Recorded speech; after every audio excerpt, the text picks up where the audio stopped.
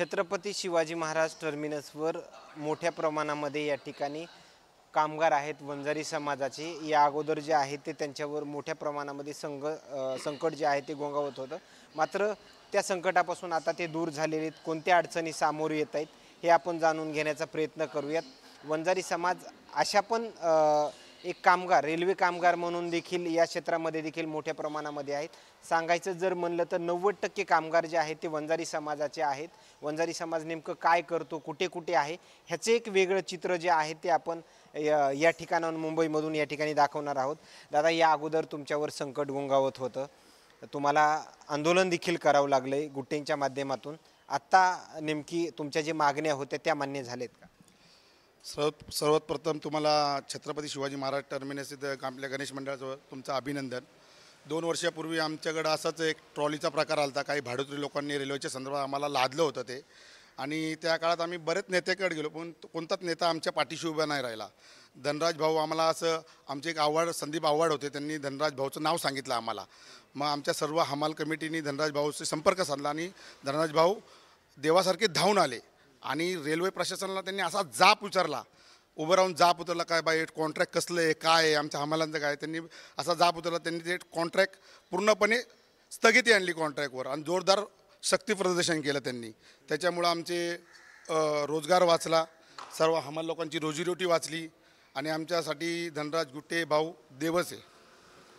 खरं तर गुट्टे हे चांगल्या पद्धतीमध्ये काम करत आहेत, मात्र गुट्टेंची वावा म्हणून नाही, मात्र गुट्टेंच्या एके आंदोलनामुळे आहे तर ह्यांचा जो रोजगार जो आहे तो या ठिकाणी बचावला गेलाय।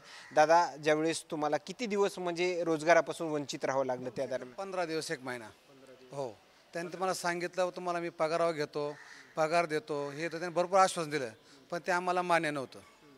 मग त्यांना सांगितलं आम्हाला हायजी रोटी आम्हाला तीच पाहिजे, आम्हाला तुम्हाला कुठलाही हे कॉन्ट्रॅक्ट वगैरे नाही पाहिजे, तुमची रोजी नको पाहिजे, आम्हाला पगार नको, आम्ही जे आहे त्या परिस्थितीने आम्ही करणार आणि जगणार, हे आम्ही त्यांना सांगितलं। आम्हाला ही कॉन्ट्रॅक्ट नको आहे।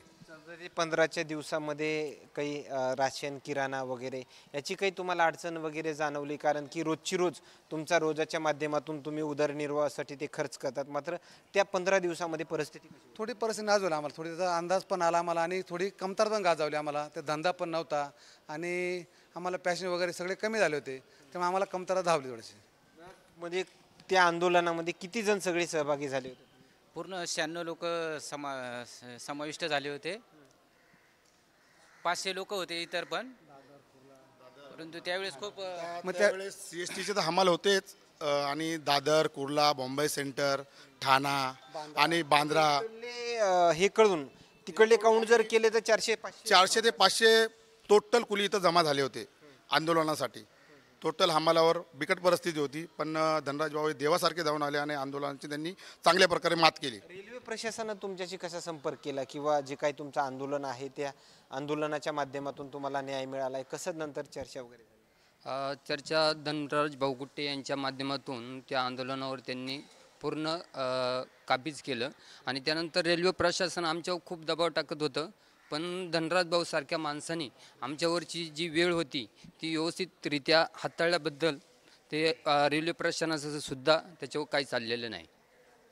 परत बोलण्याची इच्छा होती। याच्यात एक सांगायचे साहेब तुम्हाला, धनराज भाऊ तर आलते, पण आमचे धात्रक साहेब पण, त्यांचा पण खूप मोलाचा वाटा आहे, आणि काही युनियनचे साहेब पण, त्यांचा पण खूप मोलाचा वाटा आहे। धनराज भाऊ होतेच, पण धात्रक साहेब असतील, CRMSचे युनियन असेल, काही लोक आपले समाजाचे असतील, त्यांनी खूप ताकदीने आम्हाला ताकद दिली, नाहीतर आमची ही रोजीरोटी वाचली नसती आणि आमच्यावर उपासमाराची वेळ आली असती। धात्रक साहेब असतील, धनुभाऊ असतील, युनियनचे काही अध्यक्ष असतील, सर्वांनी आम्हाला खूप ताकद दिली। दादा, दिवसाचा म्हणजे रोज कसा वगैरे मिळतो तुम्हाला, एक अंदाज वगैरे लावला?